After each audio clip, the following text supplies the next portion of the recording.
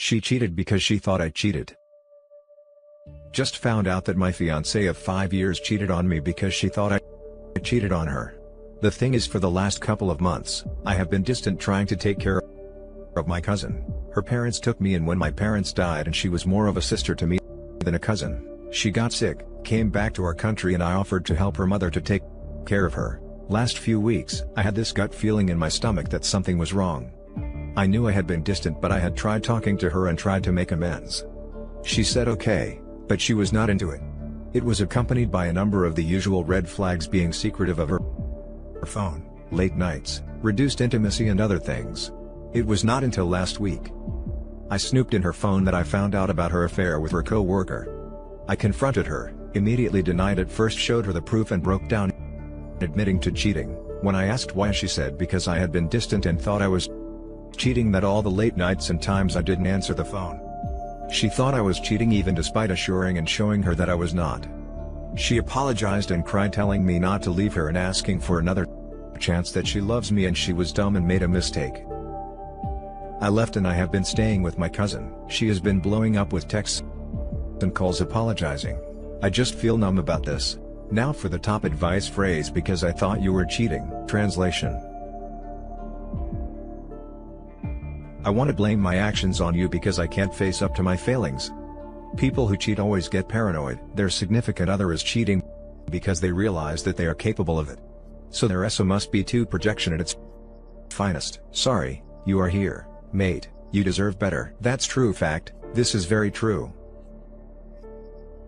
Dated someone who cheated because he swore up and down that I never did, and never even gave him a suspicion or reason to, even after our circle of friends gave him a hard time about it. He tried telling everyone that I was doing it first so he wouldn't look as bad. People suck. What a crap show to even think that cheating on your partner is an appropriate reaction to him. Maybe cheating tells a lot about the character of your fiancé. What will she do next time when you both hit a rough patch, when your job gets more demanding and you have to work longer than normal? What you should do now is take care of yourself. If you had with her since she cheated, demand that she gets tested for STDs and get tested herself. That is the first thing you should do. Then ask yourself if you think that you will ever be able to trust her again. She never wanted to come clean. She not only decided to not give enough about you when she cheated, but made the same decision again and again. When she had the chance to come clean, she doesn't regret that she cheated on you. She only regrets that she got caught. Is that the woman you want to spend your life with? Make that decision and then act on it. Please don't start drinking alcohol because of this. You need a clear head. Now, alcohol won't do you any good. You are worth so much more than to be treated this way. Good luck and stay strong. If she had suspected, she should have come and spoken to you first rather than acting out on it. I'm afraid I don't buy that story, and the only conclusion I can come to is she regrets being caught. Also, the blame game in shifting. Everything is just a ploy. You need to ask, did she ever confront you for cheating? Did she ever ask you those questions? Instead, she acted upon her suspicions. I do believe she knew what she was doing, frustrated for getting caught out. I totally agree with you. She just cooked up a story accordingly. Now, for the second story, don't be me and live with regret. A man's letter to other men. Tempted to cheat, Jacob left his wife of almost a decade for a woman he had been romancing online, but the grass wasn't greener on the other side. He shares his story with you. I was 9 years ago, I was married, had been with my wife for 15 years. Then I left her 2 months short of our 10-year wedding anniversary.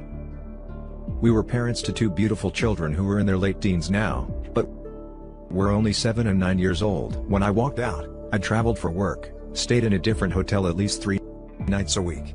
That's how I met Eve. We got to know each other. Over time, we became Facebook friends. We sent messages to each other all day and night. She was also married, also had 2 kids. We had so much in common. We soon fell in love. I felt like she got me. This was all during a very trying time in my marriage. I wasn't happy. I didn't look forward to going home. My wife had put on weight. We hardly ever spoke. She always looked so miserable. Little did I realize that I was the reason she was so down and depressed. I didn't pay her any attention. I took her for granted. I was too busy wishing my life was more exciting, being romanced online, spending all of my free time thinking how I could get out. I believed she didn't love me. I convinced myself she never cared about me or my needs and wants and wishes, that all I was a paycheck.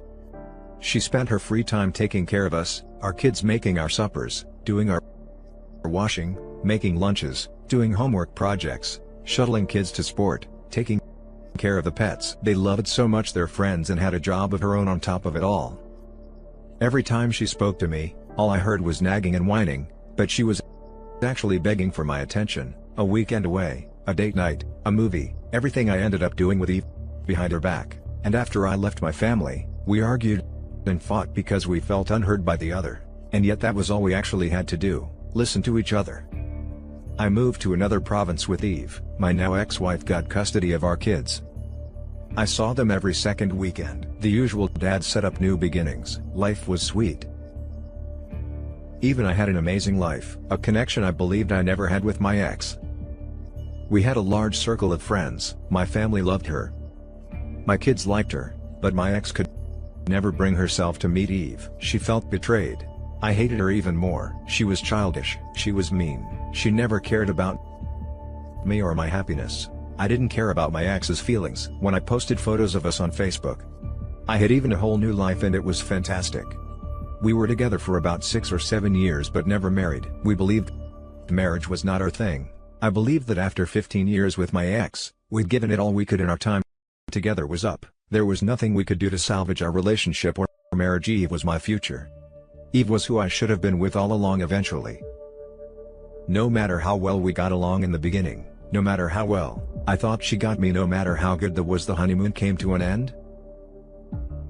I started snapping at each other, little fights here and there. I had a moment of pure realization. One night at about 2 a.m. I realized that I missed the woman who created my first home and family. I realized that if I had treated my ex-wife the way I treated Eve, used the hours I spent wooing Eve on my ex, she'd have bloomed. If I'd stopped being negative about her and our relationship to my family and friends, they wouldn't have been so negative to her and she wouldn't have pulled into herself and shied away. She became someone I convinced myself I no longer knew or got along with, because I never gave her the time and affection and attention she craved and deserved. I thought I had, but when I got down and really thought about it, I never really did. I never really let her in. I had ended my marriage years before with a simple decision that she was no longer who or what I wanted. And I'd convinced my family and friends the same, that she was no good for me. Regret sets in. But I was wrong. I missed the best years of my kids' lives, missed being a family with them. I let their mother battle with raising them alone. Yes, I helped financially. But a man living outside his family has no real idea what the costs are on a single mother, while even I ate steaks on the weekends. My ex-wife was living on egg and toast, and do you know that she never complained? She never demanded more money out of me. She never stopped me from seeing the kids. Never said no if I changed plans on her at the last minute. She gave up her weekends so that my mother could spend time with her grandchildren. She left me to get on with my life with Eve, even though it must have killed her like any relationship. It had started out good, great, in fact. But when it go bad, I decided to leave. I walked out and divorced a woman who, and I can only see this now, would have done anything for me. But I told myself she wouldn't, or could. My ex-wife stayed single for 8 years. She dated but never got involved. Her being single was also a kind of affirmation for me that no one wanted her, that everything I'd decided she lacked. So did other men. She actually stayed single to focus on our children too late. And then came the day she met Craig. I never thought it would bug me in any way if she got a boyfriend. I thought it would be great, but I was very wrong. I felt hurt, I felt jealous, I even felt angry and maybe betrayed. She moved in with Craig along with my kids. She set up a new home, a new family with my kids. It was a very bitter pill to swallow. I finally understood how she had felt all these years, and it felt rotten. I watched via Facebook and through conversations with our old mutual friends how Craig spoiled her and the kids. Their weekends were spent on the beach. He surfed with my son, they went hiking in the Berg, they went to Mauritius where he proposed on a kayak and she said yes. They got married. My daughter was a bridesmaid, my son was a groomsman. Craig's parents and brother welcomed my ex-wife and children into their family. They told everyone how blessed they were to be gaining them as family. She glowed with happiness, she radiated love, and none of it was for me. My heart felt like it had been ripped out. It should have been me. Don't be me. You think you will never be happy when you are in a rut. It is when you are there at your darkest that you need to grip down and try your hardest. Today, I live alone and still only see my kids occasionally. They are big now and harbor anger towards me for leaving them and their mother, who can blame them of all the things he was. She was never the mother of my children, my original true love. Now for the top comments. I've become pretty jaded about this kind of article. How much of this is only because his new relationship didn't work out? If it would he be writing, following my heart was the best decision I ever made, and Ted, because the damage he did to his wife and kids is the same no matter whether his own ending is happy or not. But he seems to think this is only a cautionary tale because he ended up miserable and alone. That's a really good point. It doesn't change how crappy a person he is in the end because he's still careless and dangerous. It's just nice in a way to know he's suffering just as a mild form of justice. And they say there is no such thing as happy endings. There is a similar article from a woman's perspective. The title is "I left the love of my life because I thought I could do better. Now, I'm childless and alone at 42." These perspectives, however, usually only apply in hindsight. What about regret not cheating? What if you found out that your spouse was not faithful for over a decade? And you turned down a lot of experiences for nothing? I still wouldn't regret not cheating. One of the things I'm the most proud of during my 8 months of torture following D-Day until final separation is that I remained true to my own values. And I didn't deface myself by lowering myself to my ex-wayward spouse's level. Precisely, my soon-to-be ex-husband and I have been separated for over a year. And he's been living with his affair partner for all of that time. I still haven't slept with anyone else because I meant my wedding vows until my final papers show up. I won't. It's for me, not for him. It's about staying true to my word, girl. I'm with you. I rage-screamed in my soon-to-be ex-wife's face that I wasn't dating anyone out of respect for my own values. Not for her because she doesn't deserve it. I get you. I love being at peace with myself. That's true. Harmony. Now, for the last story, my boyfriend's upset. I cut my ex-best friend off for dating my ex. I've been with my boyfriend for a year. He's great and our relationship. He's great. My ex-best friend and I have known each other since middle school and used to be inseparable for the past few months. She's been acting really distant and we haven't been hanging out as much, but I just thought she's busy with work and there is a quarantine a week ago. I woke up to an Instagram post of my best friend kissing my ex-boyfriend with the caption that he's made her the happiest woman alive. I was so shocked. This is my ex-boyfriend I was with for 3 years in my most current tax. She knows that he was verbally abusive and has beaten me twice. Second time I broke up with him. I know I should have left after the first time. I went crying to her dozens of times over him, and she helped me realize I didn't deserve the treatment and gave me the courage to walk away. So seeing her post him was just betrayal in the rawest form. I called her immediately and she said that after I broke up with him, he reached out to her to try to get back with me. But she helped him realize that he's toxic and shouldn't be in a relationship and basically became his therapist he relied on. And after a few months he changed and they fell in love, and she hopes I'll understand. She then asked me if I was still hosting her birthday party in a few weeks and that she wants me and my ex to be cordial because we'll be around each other from now on. I hung up and proceeded to block her everywhere. I'm never planning to talk to her again. My boyfriend noticed I was in a funk and asked me what's wrong. And I told him I thought he would understand that I'm more upset at my friend's betrayal, but he seems more focused on my ex and says that I must still have feelings for him if I was willing to cut my best friend off. I told him that I don't have feelings for my abuser and I'm offended. He would say that, but of course anyone would cut their best friend off if they dated an ex. I then saw he started liking his exes all from the past month. And when I asked him why he went on a binge liking spree, he said that I have no room to talk since I still want my ex. He's very upset and hasn't replied to my messages all day. I have to deal with the betrayal of my best friend and now my boyfriend's pissed at me and I feel like crap because I don't see how I'm wrong, but I don't want to play the victim. Now for the top advice: your new boyfriend sucks. You're doing the best thing for yourself by cutting your best friend off. Your friend will end up the victim. It's perfectly okay to cut off someone who is dating your abuser. He abused you and you cried to her about it, only to find out your best friend is dating your abuser. It's traumatic and it's a betrayal. I think you should tell your boyfriend about what happened with your ex. If you haven't already, then your boyfriend might be able to understand why you would cut her off. Since she's your best friend and dating your abuser, you would have to see your abuser anytime you see your best friend. That's unnecessarily reliving your traumas by seeing your abuser.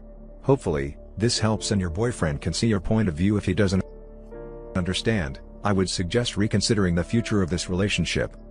Especially since he did something petty to hurt you because he thinks you still have feelings for your ex. I think that alone is enough to reevaluate this relationship. So speak to him, explain your side and what your ex did to you that makes you want to go no contact in every way possible, which includes cutting off your best friend because she's dating him. It's more of you keeping your ex out of your life by blocking your best friend. If he still thinks you have feelings for you and doesn't apologize for his petty behavior of liking his ex's photos, then please think about whether this relationship should continue piggybacking this, because it's the real correct answer. Your boyfriend obviously thinks you still want your ex. Explain to him that he was your abuser and him being near as traumatic. It has nothing to do with romantic feelings toward him. Hopefully he gets it and changes his tune. If he doesn't, then he's an idiot. But it's not fair to assume that until he's been presented with the truth. Holy crap. I break up with your boyfriend and never speak to him or your ex best friend ever again. The whole lot of them are heartless, toxic people. I am so sorry. You're surrounded by all of this. Yeah, the boyfriend sounds like a child. I would break it off with him as a P. He sounds like a loser. My boyfriend cut off his friend for dating an ex because, like you said, it's a betrayal. I didn't feel any type of way about it because I would have done the same. And that's it for this video, guys. If you have thoughts to share, leave a comment below. Don't forget to hit like and subscribe if you like this content. I'll catch you in the next one. Good day, everyone.